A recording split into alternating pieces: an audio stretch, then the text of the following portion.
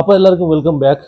ലൈവിൽ നടന്ന ഒന്ന് രണ്ട് കാര്യങ്ങളെ പറ്റിയിട്ടാണ് സംസാരിക്കുന്നത്. ഒന്ന് ഷാനവാസും ബിന്നിയും തമ്മിലുള്ള പ്രശ്നം, പിന്നെ ആദിലയും ഷാനവാസും തമ്മിലുള്ള പ്രശ്നത്തിൻ്റെ ഒരു കാര്യം. അപ്പം ബിന്നിയും ഷാനവാസും തമ്മിലുള്ള ഒരു ഫൈറ്റിനകത്ത് അതിൽ ന്യായം 100% ഷാനവാസിൻ്റെ ഭാഗത്താണ്. വേറൊന്നുമല്ല, ഇവിടെ ഒരാൾ കഷ്ടപ്പെട്ട് മാവ് കുഴച്ച് ചപ്പാത്തിക്ക് ബോൾ ഉരുട്ടി വെച്ചിട്ട് അത്രയും പണിയെടുത്തിട്ട് അവിടെ പോയി ഒന്ന് കുളിച്ചിട്ട് വരാൻ പോയ സമയത്ത് ഇവിടെ ചപ്പാത്തിയും ചുട്ട് വേണ്ടുന്ന ആൾക്കാർക്കും കൊടുത്ത് കഴിച്ച് കുളിച്ചിട്ട് അത്രയും പണിയെടുത്തിട്ട് കുളിച്ചിട്ട് വന്ന ആള് ഫുഡ് എന്തെന്ന് ചോദിക്കുമ്പോഴത്തേക്ക് ഒരു ചപ്പാത്തി, രണ്ട് ചപ്പാത്തി, അല്ലെ ഫുഡില്ല, ഫുഡ് കഴിക്കുന്ന സമയത്ത് വേണേ വന്നിരുന്ന് കഴിക്കണമായിരുന്നു, നിങ്ങളെ ഫുഡ് എടുത്ത് മാറ്റി വയ്ക്കാൻ ഞാൻ നിങ്ങളെ പെണ്ണുമ്പിള്ളയല്ല എന്നൊക്കെ പറയുന്നത് വെറും വെറും അങ്ങേയറ്റത്തെ തഴം താഴ്ന്നൊരു സംസാരമാണ് ബിന്നി അവിടെ സംസാരിച്ചത്. ബിന്നിയുടെ ഭാഗത്ത് ഒരു ന്യായവും ഇടില്ല. അല്ലെങ്കിൽ അതവിടെ മാന്യമായിട്ട് സംസാരിക്കായിരുന്നു. ഷാനവാസിക്ക അത് ആരും എടുത്ത് കഴിച്ചു, കുഴപ്പമില്ല, ഷാനവാസിക്കക്ക് വേണമെങ്കിൽ ഒന്ന് രണ്ട് ചപ്പാത്തി ഉണ്ടാക്കി കഴിച്ചോ എന്ന് മാന്യമായിട്ട് പറയാം. പക്ഷെ ബിന്നി ഇവിടെ എങ്ങനെയാണ് പറഞ്ഞത്? നിങ്ങളെ പെണ്ണുമ്പിള്ളയല്ല ഇതെടുത്ത് മാറ്റി വയ്ക്കാൻ, അല്ല പെണ്ണുമ്പിള്ള എടുത്ത് പോയി പറഞ്ഞാൽ മതി എന്നൊക്കെ. എന്തുവാടേ ഇത്? ഒരു സംസ്കാരം എന്ന് പറഞ്ഞൊരു സാധനമില്ല. അവിടെ ഷാനവാസ് മാന്യമായിട്ട് ജോലി എടുക്കുന്ന ഒരാളാണ്. കിച്ചണിനകത്ത് പുള്ളി അത്യാവശ്യം നല്ല രീതിയിൽ ജോലി എടുക്കുന്നുണ്ട്. ഈ ജോലിയെല്ലാം എടുത്ത് ചപ്പാത്തിക്ക് മാവും കുഴച്ച് ഉരുട്ടി വെച്ചിട്ടാണ് പുള്ളി പോയത്. ആ പോയിട്ട് വന്നപ്പോഴത്തേക്ക് കുളിച്ചെല്ലാം കഴിഞ്ഞ് വന്നപ്പോഴത്തേക്ക് ഇവിടെ നിന്നിരുന്ന ഫുഡെല്ലാം തീർന്നു. അപ്പോൾ അതിൻ്റെ ഉത്തരവാദിത്തം കാണിക്കേണ്ടത് ക്യാപ്റ്റനായ ബിന്നിയാണ്. ഒരു ടീമിലുള്ള ഒരാൾ, കിച്ചണിനകത്തുള്ള ഒരാൾ ഫുഡ് കഴിച്ചിട്ടുണ്ടോ ഇല്ലയോ, അല്ലെങ്കിൽ അവരെ ഫുഡ് എടുത്ത് മാറ്റി വെക്കേണ്ട ചുമതല ബിന്നിക്കാണ്. അല്ലാതെ ഫുഡ് കഴിച്ചില്ലെന്നും പറഞ്ഞിട്ട് അവരെ മെക്കിട്ട് കയറി ഇതുപോലുള്ള ഓവർ ഷോ കാണിച്ച് സ്ക്രീൻ സ്പേസിന് വേണ്ടിയിട്ട് ഇതുപോലുള്ള ഒരു പട്ടി ഷോ കാണിക്കുന്നത് അത് ഭയങ്കര മോശമാണ്. ഇവിടെ ബിന്നിയുടെ ഭാഗത്ത് ഒരു ന്യായമില്ല, ഷാനവാസിന്റെ ഭാഗത്താണ് ന്യായം. പോരാത്തതിന് വീട്ടിലുള്ള ആൾക്കാരെയും കൂടെ ചേർത്ത്, വൈഫിനെയും കൂടെ ചേർത്ത് സംസാരിക്കുന്നു. ഷാനവാസ് നല്ല രീതിയിൽ കൊടുത്തിട്ടുണ്ട്. ഇപ്പം ഷാനവാസ് ഇതുപോലെ ഫൈറ്റൊക്കെ ചെയ്യുന്ന സമയത്തുണ്ടല്ലോ, പുള്ളിയുടെ ഒരു സ്ക്രീൻ പ്രസൻസ് ഉണ്ടല്ലോ, വേറെ ലെവലാണ് കേട്ടോ. കാരണം ഫൈറ്റ് ചെയ്യുമ്പോഴത്തേക്ക് ഷാനവാസിന്റെ ലെവൽ അങ്ങോട്ട് മാറുവാണ്. എനിക്ക് തോന്നുന്നു ഫൈറ്റ് ചെയ്യാൻ ഷാനവാസിനെ കഴിഞ്ഞിട്ടേ ഉള്ളൂ കേട്ടോ. വേറെ ഒരു മനുഷ്യനും ഫൈറ്റ് ചെയ്യുന്ന സമയത്ത് ഷാനവാസിന്റെ അടുത്ത് പോലും വരത്തില്ല. ആ തരത്തിലുള്ള ഒരു ഒരു ഫൈറ്റിംഗ് ആണ് ഷാനവാസിന്റെ. ഡയലോഗൊക്കെ അമ്മാരി പൊളി ഡയലോഗാണ്. അപ്പോൾ എന്തായാലും ഈ ഒരു കാര്യത്തിൽ ബിന്നിയുടെ ഭാഗത്ത് 1% പോലും ന്യായമില്ല. സ്വന്തം ടീമിലുള്ള ഒരാൾ ഫുഡ് കഴിക്കുന്നുണ്ടോ ഇല്ലയോ എന്ന്, അല്ലെങ്കിൽ അയാൾ ഇപ്പം ഫുഡ് കഴിക്കുന്ന സമയത്ത് അയാൾക്ക് ചിലപ്പം ബാത്റൂമിൽ പോകേണ്ട ആവശ്യം വന്ന്, വേറെ എന്തെങ്കിലും ആവശ്യം വന്ന് അപ്പോൾ ഫുഡ് കഴിക്കാൻ പറ്റിയില്ല. അപ്പോൾ എന്തോ ഇവരെല്ലാം കൂടെ എടുത്ത് തിന്നോ ഫുഡ്? അവിടെ മാറ്റി വെക്കേണ്ട ചുമതല ക്യാപ്റ്റന്റെ ചുമതലയാണ്. അത് ഇവർ കാണിച്ചില്ല. നേരെ മറിച്ച് വന്ന് ഫുഡ് ചോദിച്ച സമയത്ത് ഇത്രയും മോശപ്പെട്ട രീതിയിൽ എടുത്തടിച്ച പോലെ സംസാരിച്ചത് അത് ഭയങ്കര മോശമാണ് എന്തായാലും. പിന്നെ ആദില നൂറ ഓക്കെ, അവർ രണ്ടും ഇരുന്നൊരു കോൺവെർസേഷൻ ചെയ്യുന്നുണ്ട്. അപ്പം അനീഷിനെ പറ്റിയിട്ട് നമുക്കറിയാമല്ലോ. ഇപ്പം രാവിലെ അനീഷും ആദിലും തമ്മിലൊരു ഫൈറ്റ് ഉണ്ടായിരുന്നു. അപ്പോൾ കിച്ചണിനകത്ത് അനീഷിൻ്റെ പുറത്ത് വെള്ളമൊക്കെ കൊടുന്നൊഴിക്കുന്നു. അനീഷിൻ്റെ ബെഡ്ഷീറ്റും അതും ഇതൊക്കെ വാരി വലിച്ചെടുത്ത് അങ്ങോട്ടും ഇങ്ങോട്ടും എറിഞ്ഞ് ആദില അവിടെ കടന്നിട്ടുണ്ടല്ലോ. വെറും ഭ്രാന്ത് എന്ന് വെച്ചാൽ അങ്ങേയറ്റത്തെ ഭ്രാന്താണ് ആദില കാണിച്ചത് രാവിലെ. ജോലി ഒരു ടീമിലെ ജോലി ചെയ്യാൻ മടി കാരണം അവിടെ പോയി 24 മണിക്കൂറും കിടക്കുവാണ് ആദില ചെയ്തുകൊണ്ടിരുന്നത്. അപ്പോൾ അനീഷ് ഇപ്പോൾ രാവിലെ കിച്ചണിനകത്ത് ജിഷനും ആദിലയാണ് പാത്രം കഴുകേണ്ടത്. അപ്പോൾ പാത്രം കഴുകാതെ അവിടെ ചെന്ന് കിടക്കുന്നു. ജിഷൻ ഒറ്റയ്ക്ക് കഴുകുന്നു. ജിഷൻ കഴുകിയിട്ട് ബാക്കി പാത്രം ഇവിടെ എടുത്ത് വെക്കുന്നു. ആദിലയ്ക്ക് കഴുകാനുള്ള പാത്രങ്ങൾ അവിടെ ഇരിക്കുവാണ്. അപ്പോൾ ഇവർ ഈ പാത്രങ്ങൾ കഴുകിയാൽ മാത്രമേ ഉച്ചയ്ക്കത്തെ പരിപാടി നടക്കൂ, കുക്കിങ്ങും കാര്യങ്ങളൊക്കെ നടക്കൂ. അപ്പം ഉച്ചയാവാറായിട്ട് പാത്രം കഴുകുന്നില്ല. അപ്പോൾ അനീഷ് എന്ന് സ്വാഭാവികമായിട്ട് ആദിലെടുത്ത് പറഞ്ഞു, ആദില ഈ കാണിക്കുന്ന ശരിയല്ല, അവിടെ പോയിട്ട് പാത്രം കഴുകുക. കാരണം ആ പാത്രം കഴുകി അഴുക്ക് മാറിയാൽ മാത്രമേ ഉച്ചയ്ക്ക് അവർക്ക് എന്തെങ്കിലും ഫുഡ് ഉണ്ടാക്കാൻ പറ്റൂ.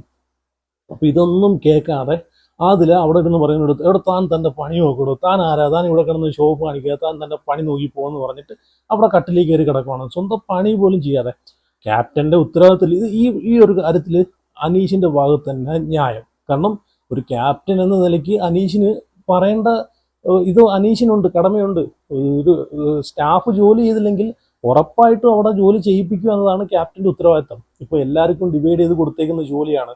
3 പേര് ജോലി ചെയ്യുന്നു, ഒരാൾ ജോലി ചെയ്യുന്നില്ല. അപ്പോൾ അത് എവിടുത്തെ ന്യായമാണ്? അത് എവിടുത്തെ ന്യായമാണ്? ഒരാൾ മാത്രം അവിടെ കയറി കിടക്കുന്നത്. അപ്പോൾ അയാൾക്ക് മാത്രം പ്രയോറിറ്റിയും പ്രത്യേകതയൊന്നും ഇല്ലല്ലോ. എല്ലാവരും അവിടെ ഒരുപോലെയാണ് ജോലി ചെയ്യുന്നത്. ഇത് ഈ ഒരു വീക്ക് തുടങ്ങിയിടം തൊട്ട് അനീഷിനോടൊത്ത് ചൊറിഞ്ഞ് നിൽക്കുവാണ്.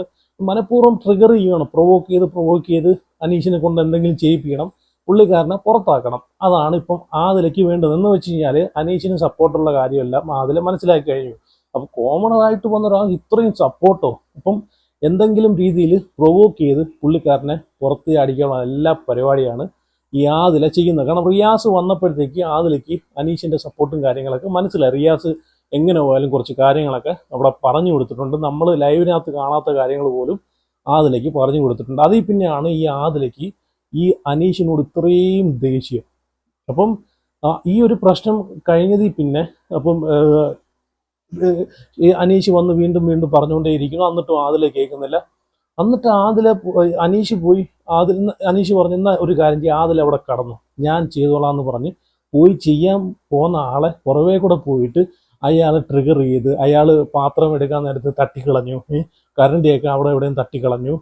എന്നിട്ട് അവിടെ ഇരുന്ന് വെള്ളം എടുത്ത് വെച്ച് പുറത്തോട്ട് കോരി ഒഴിച്ചിട്ട് അത് തട്ടിക്കളയുന്നു. അങ്ങനെ എന്തോ ഒരു പട്ടി ഷോ ആയിരുന്നു ലൈവിനകത്ത് ഈ ആദില കാണിച്ചുകൊണ്ടിരുന്നത്. അപ്പം അതൊക്കെ കഴിഞ്ഞിട്ട് ഈ ആദിലയും നൂറയും സംസാരിക്കുന്നുണ്ട് ഇതിനെ പറ്റിയിട്ട്. അപ്പം ആദില പറയുന്ന കാര്യം എന്താണെന്ന് വെച്ച് കഴിഞ്ഞാൽ, ഇയാളെ കാണുമ്പം ഇയാൾ എൻ്റെ അടുത്ത് വരുമ്പോഴത്തേക്ക് എൻ്റെ തന്തയാണ് എനിക്ക് ഓർമ്മ വരുന്നതെന്ന് ഈ ആദില പറയുവാണ്. നോക്കിക്കോണം. അപ്പോൾ ഇത് കേട്ടപ്പോഴത്തേക്ക് ഞാൻ വിചാരിച്ച കാര്യം എന്തോ, ഈ ലക്ഷ്മി പറഞ്ഞ കാര്യമുണ്ടല്ലോ, അത് എത്രത്തോളം ശരിയാണെന്ന് ഇപ്പം. കാരണം ഈ ഒരു വിഷയത്തിൽ നമ്മളെല്ലാവരും ആദിലെ സപ്പോർട്ട് ചെയ്ത ലക്ഷ്മിയെ ഒരുപാട് നെഗറ്റീവ് പറഞ്ഞാണ്, ഇങ്ങനെയൊക്കെ പറയാൻ കൊള്ളാവോ, ഇതൊക്കെ അറിഞ്ഞിട്ടില്ലേ ആ ഷോയിലോട്ട് പോയാൽ ലക്ഷ്മിയെ കുറ്റപ്പെടുത്തിയാണ്. അപ്പോൾ ഈ ഒരു കാര്യം കേട്ടപ്പോൾ എനിക്ക് സത്യം പറഞ്ഞാൽ ഈ ലക്ഷ്മി പറഞ്ഞത് 100% അതിനോട് ഞാൻ യോജിക്കുന്നു.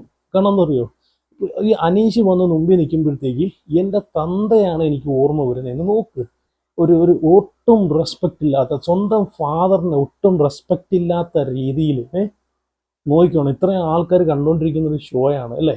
നോക്കിക്കണം, ആ മനുഷ്യനൊക്കെ ഇത് കാണുമെന്നുണ്ടെങ്കിൽ ആ മനുഷ്യനൊക്കെ ഉണ്ടാവുന്ന ഒരു വിഷമം ഒന്ന് ആലോചിച്ച് നോക്കി.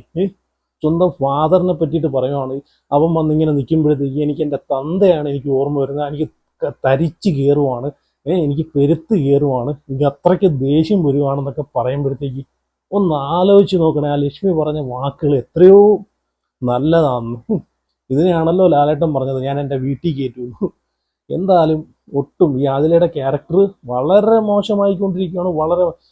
ഞാൻ സപ്പോർട്ട് ചെയ്ത ഒരു വ്യക്തിയായിരുന്നു. പക്ഷേ ഇപ്പം ഈ ആദിലയുടെ ഇപ്പോൾ ഉള്ള ഈ ഒരു ക്യാരക്ടർ ഉണ്ടല്ലോ, ഇപ്പോഴത്തെ പോക്ക്, എനിക്ക് ഒട്ടും ആദിലയെ സപ്പോർട്ട് ചെയ്യാനും പറ്റത്തില്ല, ഇതിനോട് എനിക്ക് യോജിക്കാനും പറ്റത്തില്ല.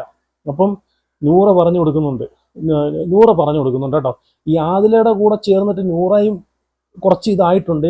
എന്നിരുന്നാൽ തന്നെ നൂറ കുറച്ച് കാര്യങ്ങളൊക്കെ പക്വതയോടുകൂടി പുള്ളിക്കാർ ചിന്തിക്കുന്നുണ്ട്. അപ്പോൾ പുള്ളിക്കാർ പറയുന്നുണ്ട്, ഓക്കെ ദേഷ്യം വന്നാൽ ഓക്കെ, കുറച്ച് കൺട്രോൾ ചെയ്യുക, പക്ഷേ ഈ അവിടെ ഇരിക്കുന്ന പ്രോപ്പർട്ടിയും കാര്യങ്ങളും ഇന്ന് കണ്ടില്ലേ ബെഡൊക്കെ എടുത്തെറിഞ്ഞതുപോലെ, അപ്പോൾ അതുപോലെ ബെഡും ഇതൊക്കെ എടുത്തെറിയാതിരിക്കുക. കാരണം ലാലേട്ടൻ വന്നു കഴിഞ്ഞാൽ ലാലേട്ടൻ പറഞ്ഞിട്ടുണ്ട്, നിങ്ങൾ ദേഷ്യം കൺട്രോൾ ചെയ്യുക, പക്ഷേ ഇതുപോലുള്ള കാര്യങ്ങൾ ഓവറായിട്ട് ചെയ്യാതിരിക്കുക. ചെയ്തു കഴിഞ്ഞാൽ അത് മോശമാണെന്ന് നൂറായും പറഞ്ഞു കൊടുക്കുന്നുണ്ട്. വളരെ മോശമാണ്. അവിടെ കിടക്കുന്ന പ്രോപ്പർട്ടിയും ബെഡും ഇതെല്ലാം എടുത്ത് എറിയുക. എന്തുവാടെ ഇതൊക്കെ. സത്യം പറഞ്ഞാൽ ആദിലയൊക്കെ പുറത്ത് എടുത്ത് കളയേണ്ട സമയം എന്നേ കഴിഞ്ഞു കേട്ടോ. കാരണം ഇതുപോലെ ഒരു കണ്ടസ്റ്റൻസിനെ ഞാൻ ഇപ്പോൾ ആദ്യമൊക്കെ ഇവരെയൊക്കെ സപ്പോർട്ട് ചെയ്തേ, ഈ നൂറ ആയിക്കോട്ടെ ആദില നൂറ പിന്നെയും കുഴപ്പമില്ല, ആദിലയൊക്കെ ഞാൻ സപ്പോർട്ട് ചെയ്തേ. ഞാൻ വിചാരിച്ചു ഇവർ നല്ല കണ്ടസ്റ്റൻസ് ആയിരിക്കുന്നു. പിന്നെ പോകും തോറും അങ്ങോട്ട് വളരെ ചീപ്പ് പരിപാടിയാണ് കാണിച്ചുകൊണ്ടിരിക്കുന്നത്. ജോലി എടുക്കാൻ മടി. അവിടെ എല്ലാവരും ഒരുപോലെ ഇല്ലയുടെ, ഇവർക്ക് മാത്രം ഇത്ര പ്രയോറിറ്റി. അപ്പോൾ ഇതൊക്കെ അറിഞ്ഞിട്ടാണല്ലോ ഇവർ ഈ ഷോയിലേക്ക് വന്നത്, അല്ലെങ്കിൽ ഈ ഷോയിലേക്ക് വരരുതായിരുന്നു. അതാണ് വേണ്ടത്. ഈ ബിഗ് ബോസ് എന്നൊരു ഷോ ഇങ്ങനെയാണ് അങ്ങനെയാണെന്ന് എല്ലാവർക്കും അറിയാം. അല്ലാതെ ഇവർ അങ്ങോട്ട് അപേക്ഷ കൊടുത്ത് റിക്വസ്റ്റ് കൊടുത്തിട്ടാണല്ലോ പോകുന്നത്. അല്ലാതെ ഏഷ്യനെറ്റ് ഇവരെ അങ്ങോട്ട് പോയി സെലക്ട് ചെയ്യുമല്ലോ. കുറേ ആൾക്കാർ, 1-2 ആൾക്കാരെ ഏഷ്യനെറ്റ് സെലക്ട് ചെയ്യും, ബാക്കി ആൾക്കാർ മൊത്തം അങ്ങോട്ട് പോയി റിക്വസ്റ്റ് കൊടുത്തിട്ടാണ് ഈ ഷോയിലേക്ക് പോകുന്നത്. എന്നിട്ട് ഇവിടെ വന്നിട്ട് എന്തോ പട്ടി ഷോയും അതാണിപ്പം ചെയ്തുകൊണ്ടിരിക്കുന്നത്. എന്തായാലും ഇന്നത്തെ ആദിലയുടെ പെർഫോമൻസ്, ഇന്നത്തെ അല്ല ഈ ഒരു ആഴ്ചത്തെ പെർഫോമൻസ്, വെറുപ്പീരിൻ്റെ എക്സ്ട്രീം ലെവലായിരുന്നു. അപ്പോൾ എന്തായാലും നിങ്ങളുടെ അഭിപ്രായങ്ങളൊക്കെ ഉറപ്പായിട്ട് കമൻറ്റ് ചെയ്യുക. അപ്പം സി